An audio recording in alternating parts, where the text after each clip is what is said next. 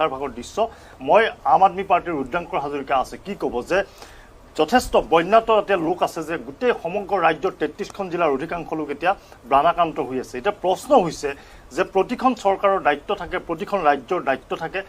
যিখন ৰাজ্য বানত আক্ৰান্ত হয় তেওঁলোকে নৈতিকভাৱে মৰেলি দায়িত্ব কিছুমান থাকে যে বানাক্ৰান্ত লোকসকলক সহায় কৰিব লাগে এটা প্ৰশ্ন হৈছে যে অৰবিন্দ চৰকাৰে অৰ্থাৎ অৰবিন্দ কেজৰিৱাল চৰকাৰে দিল্লীৰ পৰা বা পাঞ্জাৱতো চৰকাৰ আছে গতিকে কিবা সাহায্য আগবঢ়াব নেকি অসমলৈ বা কিবা ধৰণৰ তেনেকুৱা পদক্ষেপ লৈছে নেকি মূলত প্ৰথমতেই অসমত যেতিয়া প্ৰথম প্ৰলয়ংকাৰী বান বিভীষিকা অসমত আৰম্ভ হৈছিলে আমাৰ সাংসদ সঞ্জয় সিং ডাঙৰীয়াই 40খন ট্ৰাকত পোনপ্ৰথমে অসমত কিন্তু আমি সাহায্য প্ৰদান কৰিছিলোঁ তাৰ পৰৱৰ্তী সময়ত অসমৰ বিভিন্ন ৰাজনৈতিক দলে সেৱা আগবঢ়াইছে সেয়া আমাৰ দৃষ্টিগোচৰ হৈছে আমি নকওঁ যে আম আদমি পাৰ্টিয়ে কৰিছে আজিৰ তাৰিখলৈকে আমাৰ ল'ৰা ডিঙিলৈকে পানীত নামি পেলাই যেনেকৈ পাৰে আমি সাহায্য বিতৰণ কৰি আছোঁ সেয়া আমাৰ নিমিত্তে মাত্ৰ অসমৰ 3,40,00,000 মানুহক ইমান এইখিনি সাহায্য বা এইখিনি সান্তনাই তেওঁলোকক গোটেইখিনি ক্ষতিপূৰণ পূৰাই দিব নোৱাৰে কিন্তু আচলতে আজি আমি অনুষ্ঠানটো বানপানীক লৈ কৰিছোঁ কথাটো এনেধৰণে আৰম্ভ কৰিলে চুৰ গ'লে বুদ্ধি বৰষুণ আহিলে জাপি এতিয়া আজি পানীৰ হোৱা সময়ত আমি পানীৰ মাজত নামি প্ৰথমতে হেলিকপ্টাৰৰ পৰা চালোঁ অসমত কি হৈ আছে সমালোচনাৰ ঊৰ্ধতটো কোনো নহয় গতিকে সমালোচনা কৰাৰ বাবে আম আদমি পাৰ্টিয়ে যেতিয়া ৰাজভৱনত আমি ৰাজ্যপাল মহোদয় ৰাষ্ট্ৰপতি মহোদয়লৈ যেতিয়া আমি এখন স্মাৰক পত্ৰ দিবলৈ গ'লোঁ যে অসমৰ ৰাষ্ট্ৰীয় সমস্যা হিচাপে ঘোষণা কৰিব লাগে বানপানীটো তেতিয়া আমাৰ মুখ্যমন্ত্ৰী মহোদয় তাৰ পিছদিনাখনি পানীত নামিবলৈ পাইছোঁ কিন্তু এতিয়া পানীত নামিলে যে ফটোগ্ৰাফ লৈ পেলাই আমাৰ প্ৰধানমন্ত্ৰী জনৰ যেনেধৰণে এটা আচৰণ কৰে পানীত নামি যেনেকৈ বাহ ল'বলৈ তেওঁ আজি নামিছে ইয়াৰ আগৰ সময়খিনি তেখেতে কি কৰিছিলে সেইখিনি দৃষ্টিগোচৰ সকলোৱে হৈছে গতিকে আজিৰ এই সমস্যাখিনি এতিয়াৰ সমস্যা নহয় বানপানী অসমত সদায় হৈ আছে প্ৰতি বছৰে হৈ আছে কিন্তু ইয়াৰ প্ৰতিকাৰৰ বাবে সেই একেকেইজন মানুহে নেতা মন্ত্ৰীয়ে কাম কৰি আছে গতিকে আজি যিখিনি তেখেতসকলে নিৰ্বাচনৰ আগত সি 19 হওক সি 21 হওক সি 16 হওক 14 হওক যিমানসমূহ নিৰ্বাচন গৈছে প্ৰতিটো নিৰ্বাচনতে আজিৰ তাৰিখলৈকে সমাধানৰ প্ৰতিশ্ৰুতিৰ বন্যা বৈ আছে সেয়া বানপানীতকৈ অধিক ভয়াৱহ গতিকে অসমৰ ৰাইজে বুজা উচিত আচলতে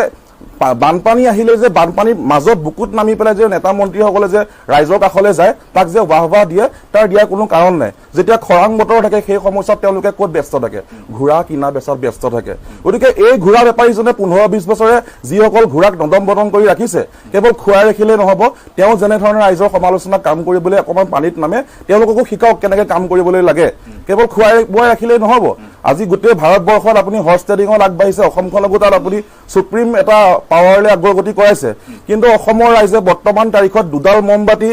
100 গ্ৰাম তেল আৰু এপোৱা কিবা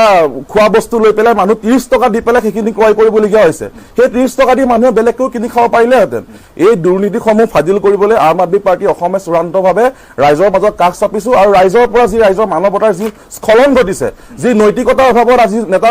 মন্ত্ৰীসকলে আজি বেলেগৰ আতিথ্য প্ৰদানত ব্যস্ত হৈ আছে সেই ইণ্টাৰনেট মেটাৰত আমি সময় নষ্ট কৰা নাই আমি ৰাইজৰ সেৱাত ব্ৰতী হৈ আছোঁ আমি ৰাইজক আমি ৰাজ্যপাল মহোদয় মহামহিম ৰাষ্ট্ৰপতি মহোদয়ক আমি দৃষ্টিগোচৰ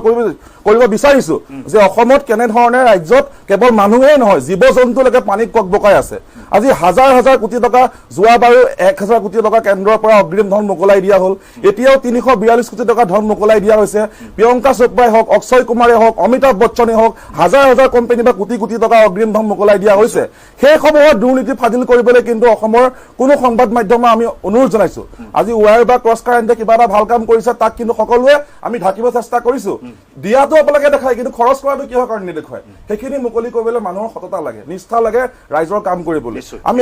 এটা কথাই ক'ম বিজেপি 8 বছৰীয়া কাৰ্যকালত এতিয়া অসমত 630 জনকৈ অধিক লোকে প্ৰাণ হেৰুৱাবলগীয়া হৈছে আৰু বিজেপিৰ আশীৰ্বাদত অসমে অন্য ৰাজ্যৰ তুলনাত যিখিনি ঘোঁৰা কিনা বেচা কৰিছে তাৰ পৰা অসমে বানপানীৰ সময়ত তাৰ কোনো লাভ নহয় গতিকে সেই বিষয়ৰ পৰা মানুহসকল ওলাই আহক বানপানী মানুহ সকাহ দিয়াৰ কাৰণে কাম কৰক দ্বিতীয়তে 1,73,00,000 ভূমি আপুনি নিশ্চয়কৈ কৈছে যে 55 লাখ মানুহ ইতিমধ্যে এতিয়ালৈকে ভয়াৱহ বানপানী ককবকাই আছে এই সকলৰ খবৰ ল'বলৈ কেৱল মুখ্যমন্ত্ৰী পানীত নামিলে অসমৰ সমস্যা সমাধান নহয়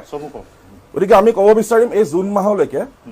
মাহলৈকে 100ৰো অধিক মানুহ যিখিনি বানপানীত মৃত্যু হৈছে তেওঁলোকক আমি কেন্দ্ৰ চৰকাৰ ৰাজ্য চৰকাৰক আমি অনুৰোধ জনাইছোঁ ইমান কোটি কোটি টকা আপোনালোকে যিহেতু খৰচত ব্যৰ্থ হৈছে আপোনালোকৰ বিভাগীয় গোটেই বিভাগসমূহ ব্যৰ্থ হৈছে গোটেইসকল যিসকল লোক মৃত্যু হ'ল স্বৰ্গগামী হ'ল তেওঁলোকৰ পৰিয়ালক অন্ততঃ 20 লাখ টকাকে আপোনালোকে সাহায্য প্ৰদান কৰি আমাৰ দাবী পূৰণ কৰিব লাগে নিশ্চয় নিশ্চয় বাইদেউ কি ক'ব নিশ্চয় মই ৰুদ্ৰাংকৰ ওচৰলৈ আহিছোঁ শেষ মুহূৰ্তৰ বাবে কি ক'ব যে প্ৰকৃতাৰ্থত চৰকাৰখনে যি কাম কৰিছে সেই কামক লৈ আপোনালোকে সন্তুষ্ট নহয় এক প্ৰকাৰ আপুনি ক'লে কিন্তু কথা হৈছে যে আপোনালোকে যিখিনি কৰি আছে দল হিচাপে কৰি আছে এতিয়া মই এটা প্ৰশ্ন সোধো যেতিয়া অসম সাংঘাতিকভাৱে বানত আক্ৰান্ত হৈছে আমি মনত আছে যে উৰিষ্যাত যেতিয়া বানপানী হৈছিলে অসমে টকা পইচা দিছিলে সাহায্য দিছিলে মই এতিয়া আপোনাক প্ৰশ্ন এটা সুধি আছোঁ জানিব বিচাৰিছোঁ অসমৰ জনসাধাৰণে জানে যে অৰবিন্দ কেজৰিৱালৰ নেতৃত্বত যিহেতু দিল্লীত চৰকাৰ চলি আছে পাঞ্জাৱতো ভগৱান মন্ত্ৰ চৰকাৰ আছে গতিকে এই চৰকাৰবিলাকে কিবা সাহায্য দিব নেকি যে জনসাধাৰণক সকাহ কিবা প্ৰদান কৰিব নেকি আপুনি কৈছে যে পূৰ্বৰ প্ৰথমটো বানত 10-15খন 40খন ট্ৰাক আহিছিলে গতিকে এনেকুৱা আকৌ এটা পৰ্যায় আহিব নেকি যে বানাক্ৰান্ত বহুত আছে আৰু এই সময়ত সৰ্বস্তৰ ৰাইজে কিন্তু সহায় কৰাৰ প্ৰয়োজন আছে তাৰ কাৰণে কিন্তু ব্যতিক্ৰম নহয় অৰবিন্দ কেজৰিৱালৰ চৰকাৰো বৰ্তমান আমি এটা বিৰোধী পক্ষত আছো আমি ৰাইজৰ পৰা ক্ৰাউড ফাণ্ডিঙৰ জৰিয়তে 10-5 টকা 50 টকা 100 টকা 1000 টকা যোনে যেনেকৈ দিছে তাৰ জৰিয়তে আমি বানপীড়িত লোকসকলক সকাহ দিব চেষ্টা কৰিছো আমি কোনো কৰ্পৰেট গোষ্ঠীৰ পৰা আমি ষ্টাৰ চিমেণ্টৰ পৰা কোটি টকাৰ কাৰাপচনৰ টকা আমি ল'ব নোৱাৰো যাৰ জৰিয়তে ভৱিষ্যতে আমি তেওঁলোকৰ তলতীয়া বা বহুতীয়া হৈ পেলাই কাম কৰিবলগীয়া নহওক আজি তেনে কৰিব আমিও পাৰো কিন্তু আমি সেই পন্থা হাতত লোৱা নাই কিন্তু কেন্দ্ৰীয় চৰকাৰ দিল্লীবাসীৰ টকা কিন্তু অসমত দিয়াটো যুক্তিসংগত নহ'ব কিন্তু দিল্লীবাসীৰ যি আমাৰ অসমৰ প্ৰতি বা অৰবিন্দ কেজৰিৱালৰ প্ৰতি অসমৰ প্ৰতি যি মৰম আৰু স্নেহ তেওঁ আহ্বান জনাইছে যে অসমৰ বানপীড়িত ৰাইজক সহায় কৰিবৰ কাৰণে মুক্ত হস্তে ৰাইজে যেনেকৈ পাৰক এই সময়ছোৱাত সহায় কৰক আজি আমি দি হিন্দুৰ এটা তথ্য ক'ব বিচাৰিছো অসমত বৰ্তমান 197টা মাথাউৰি ক্ষতিগ্ৰস্ত হৈ আছে ইয়াৰে ভিতৰত অসমৰ নৈ পাৰত 450টা মাথাউৰি আছে যি আটাইতকৈ অধিক আৰু বেয়া ক্ষতিগ্ৰস্ত দুৰ্বল অৱস্থাত আছে এই মাথাউৰিসমূহ নিৰ্মাণ কৰাৰ বাবে মেৰামতি কৰাৰ বাবে বহুত বছৰ আগতে ম্যাদ উকলি গ'ল ইতিমধ্যে 5-5 কোটি টকা মাথাউৰিসমূহৰ নামত আবণ্টন হৈছে আপোনালোকে জনাইছে কিন্তু এই আবণ্টিত ধনসমূহ কিমান কাৰ্যকৰী হৈছে ইয়াৰ এটা উদাহৰণ দিব বিচাৰিছো পীযুষ হাজৰিকা দেৱৰ ডাঙৰীয়াৰ আগত মই ৰুদ্ৰাংকুৰ হাজৰিকাই কৈছো কলিয়াবৰৰ পৰা কেশৱ মহন্ত ডাঙৰীয়াক এই তথ্য দিব বিচাৰিছো আপুনি জলসম্পদ মন্ত্ৰী আছিল কলিয়াবৰত 2017 চনত প্ৰলয়ংকাৰী যি বিভীষিকাময় বানপানী আহিছিলে তাৰে ভুক্তভোগী 15 দিন পানী তলত থকা মই এজন ল'ৰা কাজিৰঙাত কিমান জীৱ জন্তু মৰিছিল তাৰ হিচাপটো আজি নকওঁৱে মানুহৰ কি অৱস্থা হৈছিলে সেই সময়ছোৱাত 21 চনলৈকে মুখ্যমন্ত্ৰীগৰাকীয়ে সঁচা কথা কোৱা সঁচা ব্যক্তিগৰাকীয়ে কৈছিলে যে 25 কোটি টকা ৰাইজক সকাহ দিম 25 পইচা দিব নোৱাৰিলে তাৰে এটা মিছা কথা তথ্য আমি ফাদিল কৰিলো 17 পৰা 21 পালে মন্ত্ৰী সলনি হৈ গ'ল কিন্তু ৰাইজে সকাহ নাপালে জলসম্পদ মন্ত্ৰীৰ নিজৰ সমষ্টিতে আৰু আজিৰ তাৰিখত 2017 চনত কেন্দ্ৰীয় চৰকাৰে আমাৰ গোটেই কেন্দ্ৰীয় মন্ত্ৰী কেবিনেট মন্ত্ৰী অসমৰ মুখ্যমন্ত্ৰী সকলোকে লগত লৈ ক'লে 1300 কিলোমিটাৰ দৈৰ্ঘ্যৰ অসমৰ ব্ৰহ্মপুত্ৰৰ পাৰে পাৰে এম্বাৰ্কমেণ্ট আমাৰ কি কৰা হ'ব দৈৰ্ঘ্য পথ নিৰ্মাণ কৰা হ'ব সেই আঁচনি ক'ত সেই পথ ক'ত সেইবোৰতো একেবাৰে